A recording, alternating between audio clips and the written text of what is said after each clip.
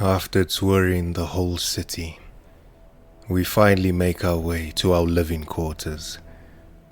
As we stretch our hind legs and rest outside, staring at the beautiful night sky before us, Kiria turns to me and asks if I have a scary or spooky story to tell, one that Raven and I experienced.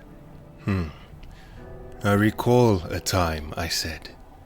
This was about 5 years into knowing Raven, into us working together to uncover fascinating materials. There was this tale going around that there was this one remote village that existed, isolated from society.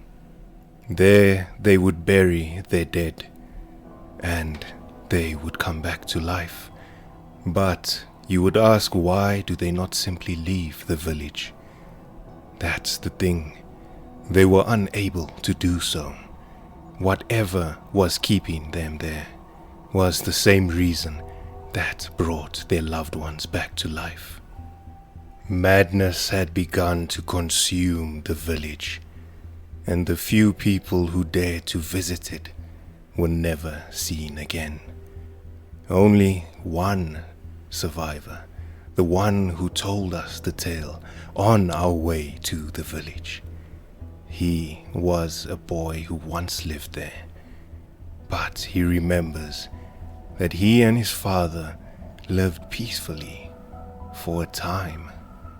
And one day, their mother passed away due to illness. This unfortunate event caused his father's mind to snap, and one day the boy awoke, finding his recently passed mother standing there in the kitchen, preparing him lunch. But she said no word. He greeted her, and no word. He tried to hug her, and she felt so cold. This was not his mother, only in physical appearance, but she lacked warmth. She lacked emotion. His once proud mother, full of light and joy, now hollow.